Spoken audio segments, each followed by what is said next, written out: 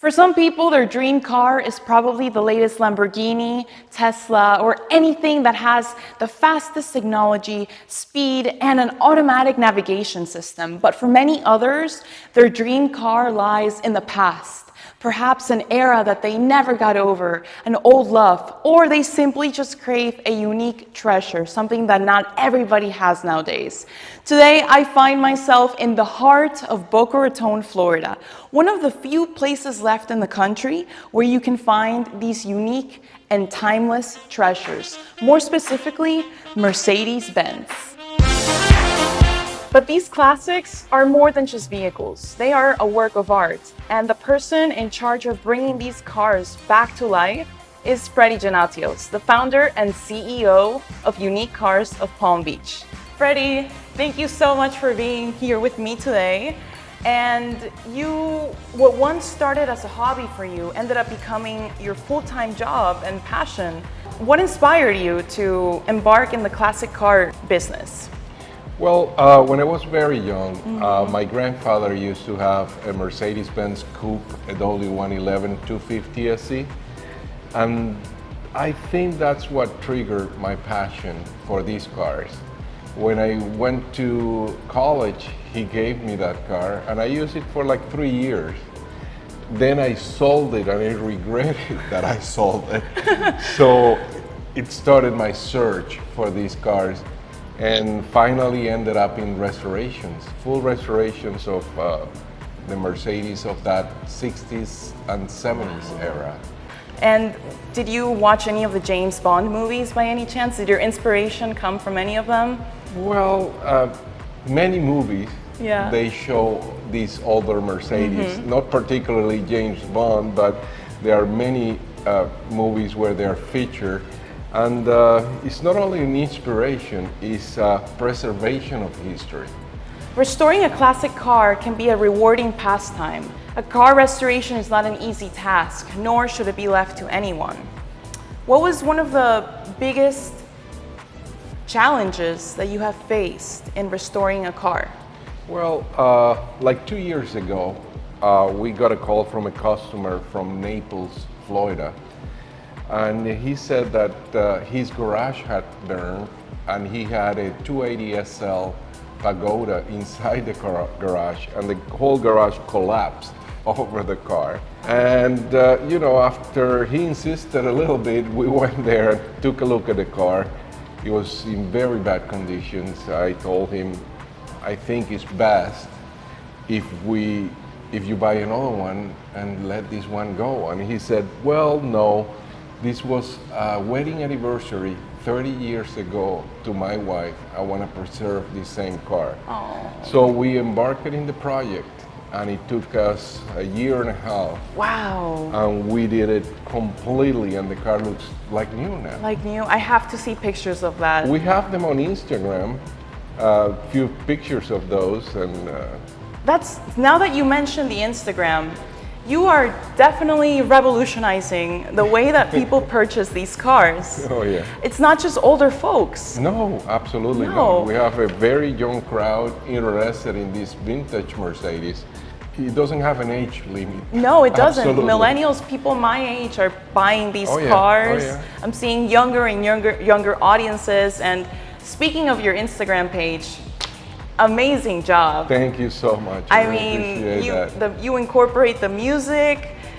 What's your most viewed video on Instagram? Well, we have, I believe we have one with 4 million views.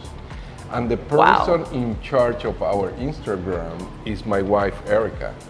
She does an amazing job. She is. You guys should look into our Instagram. And if you don't mind me asking, have you sold any cars to any celebrities? Sold cars to public figures, Yeah. yes, but I can't mention No, you names. can't disclose. No, I can't disclose. Darn it. Okay, well, Freddy, I want you to show us some of these classics. Can we go take a look? Absolutely. Let's go. So, Freddy, tell me what makes your restoration shop different from the rest across South Florida?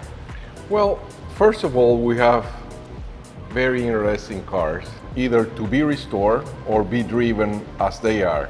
For example, we have this 1971 280 SL. Wow.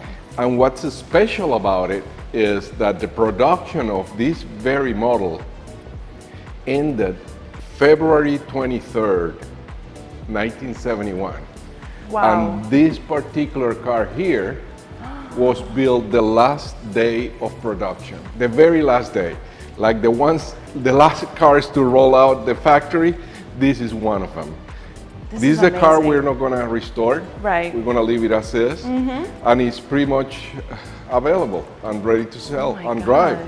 So basically, this is considered kind of like the Rembrandt or Picasso of cars. Well, it's more like the Paul Borac Yeah. of cars, which was the designer of this car. And this is a timeless design. It's an excellent driving car, very safe, and lots of fun to drive, especially when you have the top down, especially here in South Florida. Oh yeah, anywhere in the world. Anywhere. Yeah. Oh my God. And how many miles does it have? This one has 84,000 miles. And where is it that you find these cars? All over the world. That's my biggest challenge. Do you ship them here? Oh yeah. We either, if we buy it within the United States, we ship them here, and if not, we'll put it on a ship if it's overseas and it comes here. Whatever the customer wants, you make it happen. Absolutely. Can we take a look inside? Yes.